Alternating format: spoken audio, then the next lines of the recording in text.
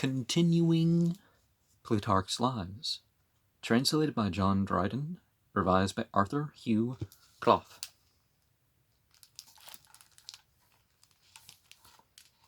I don't know which line we stopped on, but being overborne with numbers and nobody daring to face about, stretching out his hands to heaven, he prayed to Jupiter to stop the army, and not to neglect, but maintain the Roman cause, now in extreme danger. The prayer was no sooner made than shame and respect for their king checked many. The fears of the fugitives changed suddenly into confidence. The place they first stood was where now is the temple of Jupiter Stator, which may be translated the stair. There they rallied again into the ranks which repulse the Sabines to the place called now Regia, and to the temple of Vesta, where both parties, preparing to begin a second battle, were prevented by a spectacle strange to behold and defying description. For the daughters of the Sabines, who had been carried off, came running in great confusion, some on this side, some on that, with miserable cries and lamentations, like creatures possessed, in the midst of the army and among the dead bodies, to come at their husbands and fathers, some with their young babies in their arms, others their hair loose about their ears, but all calling now upon the Sabines, now upon the Romans, in the most tender and endearing words. Hereupon both melted into compassion, and fell back to make room for them betwixt the armies. The sight of the women carried sorrow and commiseration upon both sides into the hearts of all, but still more their words, which began with expostulation and upbraiding, and ending with entreaty and supplication. Well, there's both socially and ritually, there's definitely a way about it, right? Wherein, say they, have we injured or offended you, as to deserve such sufferings past and present? We were ravished away unjustly and violently by those who now we are. That being done, we were so long neglected by our fathers, our brothers, and countrymen, that time having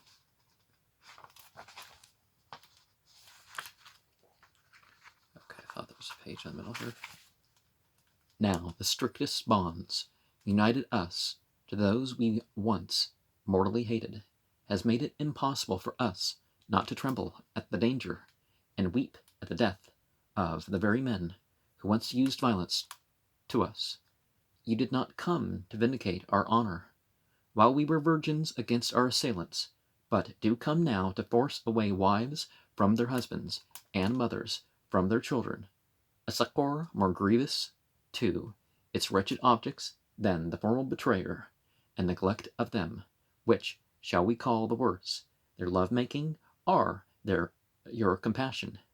If you were making war upon any other occasion, for our sakes, you ought to withhold your hands from those to whom we have made you fathers-in-law and grandsires. If it be for our own cause, then take us, and with us your sons-in-law and grandchildren. Restore to us our parents and kindred, but do not rob us of our children and husbands. Make us not, we entreat you, twice captives. Hersilia, having spoken many such words as these, and others earnestly praying, a truce was made, and the chief officers came to a parley. The women in their meantime brought and presented their husbands and children to their fathers and brothers, gave those that wanted meat and drink, and carried the wounded home to be cured, and showed also how much they governed within doors, and how indulgent their husbands were to them in demeaning themselves towards them with all kindness and respect imaginable. Upon this, conditions were agreed upon, that what women pleased might stay where they were, accepted, as aforesaid, from all drudgery and labor but spinning, that the Romans and Sabines should inhabit the city together, that the city should be called Rome, from Romulus, but the Romans Quertes from the country of Tatius, and that they both should govern and command in common. The place of the ratification is still called Comitium, from coir, to meet. The city, being thus doubled in number, 100 of the Sabines were elected senators, and the legions were increased to 6,000 foot and 600 horse.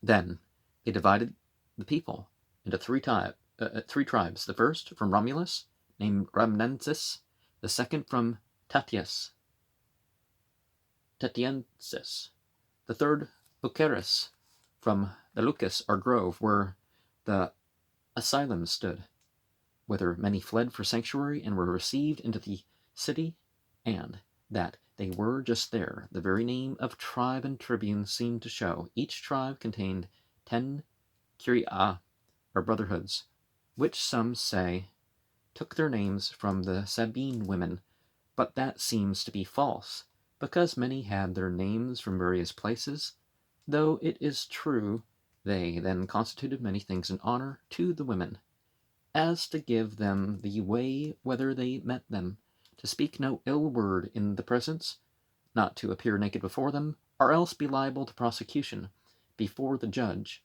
of homicide, that their children should wear an ornament about their necks called the bulla, because it was like a bubble, and the praxtexta, a gown edged with purple. The princes did not immediately join in council together, but at first each met with his own 100. Afterwards all assembled together. Tatius dwelt where now the temple of Moneta stands, and Romulus close by the steps, as they call them, of the fair shore, near the descent from the Mount Palatine to the Circus Mountain Maximus. There, they say, well, the Circus Maximus, I guess is how you say it. There, they say, grew the holy cornel tree, of which they report that Romulus once, to try his strength, threw a dart from that Aventine mount, the staff of which was made of cornel, which struck so deep into the ground that no one of many that tried could pluck it up, and the soil being fertile gave nourishment to the wood, which sent forth branches and produced a cornel stalk of considerable bigness. This did posterity preserve and worship as one of the most sacred things, and therefore walled it about, and if to any one it appeared not green or flourishing, but inclining to pine and wither, he immediately made outcry to all he met, and they, like people hearing of a house on fire, with one accord would cry for water, and run from all parts with buckets full to the place. But when Caius Caesar, they say, was repairing the steps about it, some of the laborers digging too close, the roots were destroyed, and the tree withered. The Sabines adopted the Roman months, of which weather is remarkable is mentioned in the Life of Numa. Romulus, on the other hand, adopted their long shields, and changed his own armor and that of all the Romans, who before wore round targets of the Argive pattern. Feasts and sacrifices they partook of in common, not abolishing any which either nation observed before, and instituting several new ones, of which one was the Matronalia, instituted in honor of the women, for their extinction of the war, likewise the Carmentalia. This Carmenta, some think, a deity presiding over human birth, for which reason she is much honored by mothers. Isn't there a Catholic saint with a very similar name? Others say she was the wife of Evander the Arcadian, being a prophetess, and wont to deliver her oracles in verse from Carmen. A verse was called Carmenta. her proper name being Nicostrata. Others more probably derive Carmenta from Carens Menta, or insane, in allusion to her prophetic frenzies. What Shibley say about insanity? Of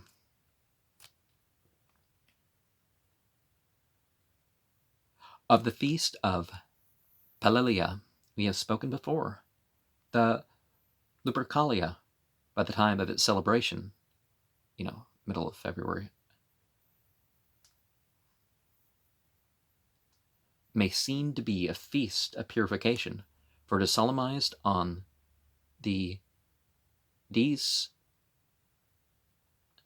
Negaste, or non-court days, of the month February, which name signifies purification, and the very day of the feast was anciently called Februata, but its name is equivalent to the Greek Lycaea, and it seems to be of very great antiquity, and brought in by the Arcadians, who came with Evander.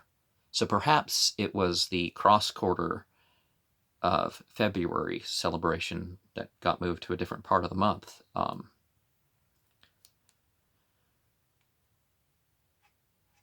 Yet this is but dubious, for it may come as well from the wolf that nursed Romulus, and we see the Lupercae, the priest, begin their course from the place where they say Romulus was exposed, but the ceremonies performed in it render the origin of the thing more difficult to be guessed at, for there are goats killed, then 2 young noblemen's sons being brought. Some are to stain their foreheads with the bloody knife, others presently to wipe it off with wool dipped in milk. The young boys must laugh after their foreheads are wiped. That done, having cut the goat's skin into thongs, they run about naked, strips of leather, not, only with something about their middle, lashing all they meet, and the young wives do not avoid their strokes, fancying they will help conception and childbirth. Another thing peculiar to this feast is for the Lupercae to sacrifice a dog, but as a certain poet who wrote fabulous explanations of Roman customs in elegiac verses says that Romulus and Remus, after the conquest of Amulius, ran joyfully to the place where the wolf gave them suck, and that in imitation of that this feast was held, and 2 young noblemen ran, striking at all as when from Alba town, with sword in hand the twins came hurrying down, and that the bloodied knife applied to their foreheads was a sign of the danger and bloodshed of that day, the cleansing of them in milk, a remembrance of their food and nourishment. Caius Achilles writes that before the city was built, the cattle of Romulus and Remus one day going astray, they praying to Faunus ran out to seek them naked, wishing not to be troubled with sweat, and that this is why the Lupercae run naked. If the sacrifice be by way of purification, a dog might very well be sacrificed, for the Greeks in their illustrations carry out young dogs, and frequently use this ceremony of periskailekissimus, as they call it, or if again it is a sacrifice of gratitude to the wolf that nourished and preserved Romulus. There is good reason in killing a dog as being an enemy to wolves, unless indeed after all the creature is punished for hindering the Lupercae in their running. And over time, it wasn't children. It was older people that took part in the beating too, which is going way too far, right? Striking at all, as when from Alba town, with sword in hand, the twins came hurrying down. two noblemen ran, and the bloody knife applied to their foreheads was a sign of the danger and bloodshed of that day, the cleansing of them in milk, a remembrance of their food and nourishment. Caius Achillas writes that before the city was built, the cattle of Romulus and Remus, one day going astray, they praying to Faunus, ran out to seek them naked, wishing not to be troubled with sweat. And this is why the Luperci run naked. If the sacrifice be by way of purification, a dog might very well be sacrificed, for the Greeks, in their illustrations, carry out young dogs, and frequently use the ceremony of periskalakissimus, as they call it, or if again it is a sacrifice of gratitude to the wolf that nourished and preserved Romulus. There is good reason in killing a dog as being an enemy to wolves, unless indeed, after all, the creature is punished for hindering the Luperci in their running. I feel like I said that twice. Or maybe I just read it twice. They say, too, Romulus was the first that consecrated holy fire and instituted holy virgins to keep it, called Vestals. Others ascribe it to Numa Pompilius, agreeing, however, that Romulus was otherwise eminently religious, and skilled in divination, for that reason carried the letaeus, a crooked rod, with which soothsayers describe the quarters of the heavens. The Celts did that rod thing too. The Hyperborean people did dog sacrifices. When they sit to observe the flights of birds, these of his being kept in the Palatium was lost when the city was taken by the Gauls, and afterwards that barbarous people, being driven out, was found in the ruins under a great heap of ashes, untouched by the fire, all things about it being consumed and burnt. He instituted also certain laws, one of which is somewhat severe, which suffers not a wife to leave her husband, but grants a husband power to turn off his wife, either upon poisoning her children or counterfeiting his keys, or for adultery. But if the husband upon any other occasion put her away, he ordered one moiety of his estate to be given to the wife, the other to fall to Charis, and who, not the planet,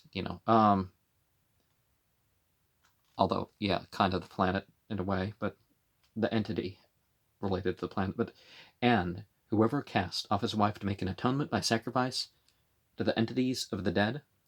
This, too, is observable as a single thing in Romulus, that he appointed no punishment for real parricide, but called all murder, so thinking the one an accursed thing, but the other thing impossible, and for a long time his judgment seemed to have been right, for in almost 600 years together nobody committed the like in Rome, and Lucius Hostius, after the wars of Hannibal, is recorded to have been the first parricide. Let this much suffice concerning these matters. In the 5th year of the reign of Tatius, some of his friends and kinsmen, meeting ambassadors coming from Laurentum to Rome, attempted on the road to give away their money by force, and upon their resistance killed them. So great a villainy having been committed, Romulus thought the malefactors ought at once to be punished, but Tatius shuffled off and deferred the execution of it, and this one thing was the beginning of open quarrel betwixt them. In all other respects they were very careful of their conduct, and administered affairs together with great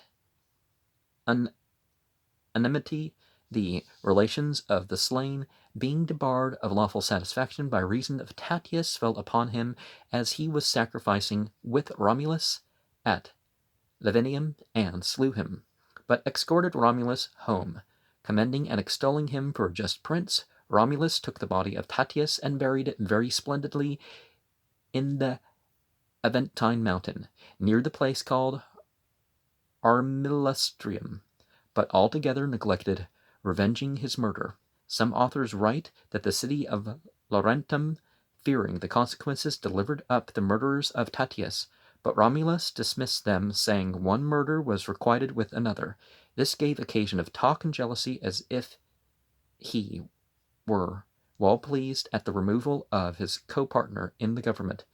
Nothing of these things, however, raised any sort of feud or disturbance among the Sabines, but some out of love to him, others out of fear of his power, some again reverencing him as if he was a god, they all continued living peaceably in admiration and awe of him. Many foreign nations, too, showed respect to Romulus. The ancient Latins sent and entered into Rome by a party of horse, as some say, whom he sent before with commands to cut down the hinges of the gates, himself afterward unexpectedly coming up.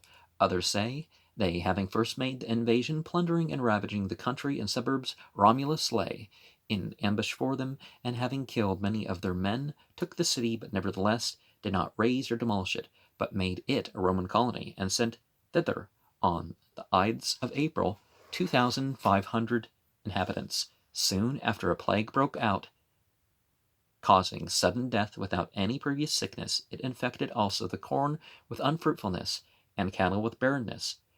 There reigned blood, too, in the city.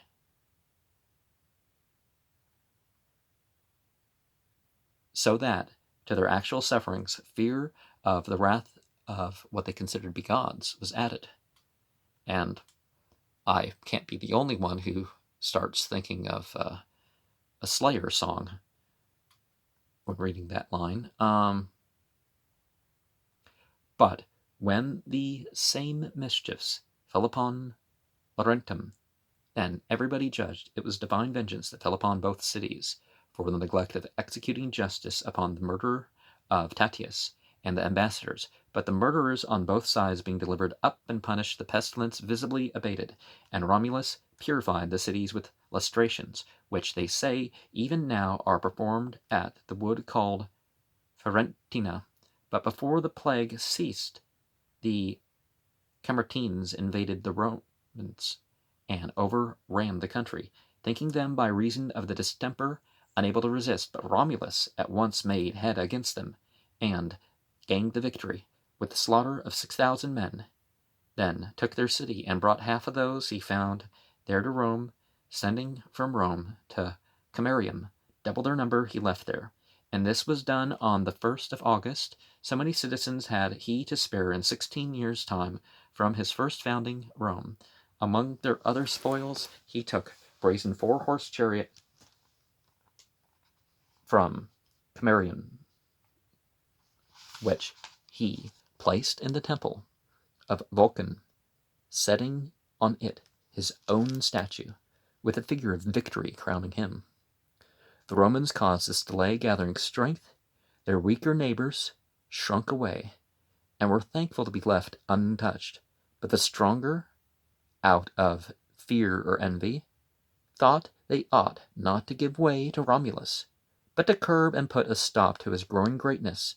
The first were the Laentes, a people of Tuscany, who had large possessions and dwelt in the spacious city.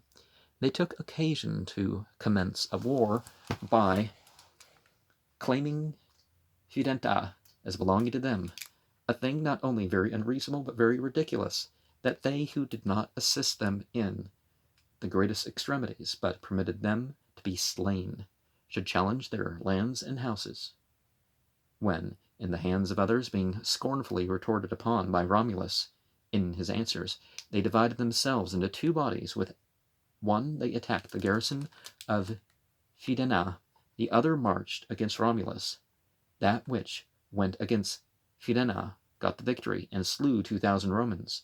The other was worsted by Romulus, with the loss of 8,000 men. A fresh battle was fought near Fidena, and here all men acknowledge the day's success to have been chiefly the work of Romulus himself, who showed the highest skill as well as courage, and seemed to manifest a strength and swiftness more than human. But what some write that of 14,000 fell that day, above half were slain by Romulus's own hand, which is a very common exaggeration in mythology, verges too near to fable, and is, indeed, simply incredible, since even the Messians are thought to go too far in saying that Aristomenes 3 times offered sacrifice for the death of 100 enemies. Lacedaemonians slain by himself, the army being thus routed, Romulus suffering those that were left to make their escape, led his forces against the city. They, having suffered such great losses, did not venture to oppose, but humbly sung to him, and made a league and friendship for 100 years, surrendering also a large district of land called Septimpagium, that is, the 7 parts, as also their salt works upon the river, and 50 noblemen for hostages. He made his triumph for this on the Ides of October, leading among the rest of his many captives the general of the Vientes, an elderly man, but who had not, it seemed, acted with the prudence of age, whence even now in sacrifices for victories they lead an old man through the marketplace to the Capitol, apparelled in purple, with a bulla or child's toy tied to it, and the crier cries, "Sardines to be sold." For the Tuscans are said to be a colony of the Sardines, and the Vientes are a city of Tuscany. This was the last battle Romulus ever fought. Afterwards he, as most, nay, all men, very few excepted, do, who are raised by great and miraculous good haps of fortune to power and greatness, so I say, did he, relying upon his own great actions and growing of a haughtier mind, he forsake his popular behavior for kingly arrogance, odious to the people, to whom in particular the state which he assumed was hateful. For he dressed in scarlet, with the purple bordered robe over it. He gave audience on a couch of state, having always about him some young men called celeres, from their swiftness in doing commissions. There went before him others with staves, to make room, with leather thongs tied on their bodies, to bind on the moment whoever he commanded. The Latins formerly used legere in the same sense as now allegere, to bind, whence the name lectores for these officers, and bacula, or staves for the rods, became staves, were then used. It is probable, however, that they were first called lectores, afterwards, by putting an lectores, are in Greek. The Turgi are people's officers. 4 letters is still Greek for the commons, and laos for the people in general. You know, that's where the Vodun phrase comes from, right? Because it's ancestor worship cults. The Loa, But when, after the death of his grandfather, Nimetor and Alba, the throne devolving upon Romulus, he did court the people, put the government into their own hands, and appointed an annual magistrate over the Albans. This taught the great men of Rome to seek after a free and anti-monarchical state, wherein all might in turn be subjects and rulers, for neither were the patricians any longer admitted to state affairs, only had the name and title left them, convening in council rather for fashion's sake than advice, where they heard in silence the king's commands, and so departed, exceeding the commonality, only in hearing first what was done.